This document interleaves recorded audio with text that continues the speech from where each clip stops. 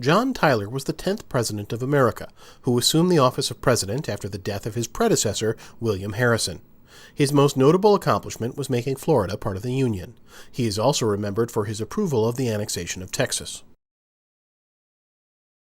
John Tyler was born March 29, 1790, in Charles City County, Virginia. He was born to a wealthy, aristocratic Virginia family and raised on a plantation. He rose to prominence in the early years of the newly established nation. He died on January 18, 1862, in Richmond, Virginia. John Tyler was the great-uncle of President Harry S. Truman. The career of John Tyler included the roles of lawyer, politician, and statesman. He received an excellent education and graduated from the William and Mary College. He became the 10th President of America in 1841 and served for 4 years until 1845. He was playing marbles when he was informed that he had become president. John Tyler was married twice. His first wife was Letitia Christian, with whom he had 8 children. His second wife was Julia Gardner, who he married just under a year after his first wife's death and with whom he had 7 children. Both of his wives lived during his presidency, and both performed the duties of the First Lady. Tyler's second wife, Julia Gardner Tyler, initiated the practice of playing Hail to the Chief whenever a president appears in public. John Tyler was the first president to marry while in office. John Tyler belonged to the Whig political party. The Whig political party operated from the early 1830s to the mid-1850s in opposition to the Democratic Party and favored a program of modernization and economic protectionism. He was 51 years old when he was inaugurated as the 10th president.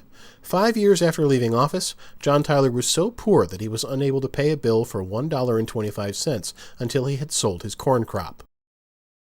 He had fine wavy brown hair, blue eyes, a large nose, and a prominent forehead. He was a likable, dignified man who possessed both charm and grace. He was an accomplished musician and enjoyed playing the violin. During his lifetime, he played a key role in major events of the era. The Second Seminole War, also known as the Florida War, was a conflict in Florida between various groups of Native Americans, collectively known as the Seminoles, ended in 1842. Florida was admitted to the Union just after the conflict. In 1845, the U.S. annexed Texas by the joint resolution of Congress. Tyler claimed that he had evidence that the British intended to seize the unstable territory from Mexico, and he played upon the fears, should the British control Texas, they would outlaw slavery, damaging the southern economy. The signing of the Webster-Ashburton Treaty with Britain resolved several border issues between the United States and the British North American colonies. John Tyler lived in retirement in Virginia until the outbreak of the Civil War in 1861, when he returned to Washington as chairman of a peace convention. He died a year later. During his life, John Tyler suffered from various health problems, which included symmetric paralysis, dysentery, frequent colds, and a stroke. Dysentery was fairly common in the 1800s. It is usually caused by bacteria found in bad drinking water. So ends our short biography about the life and presidency of John Tyler. He made Florida part of the Union and approved the annexation of Texas. The next U.S. president was James Knox Polk.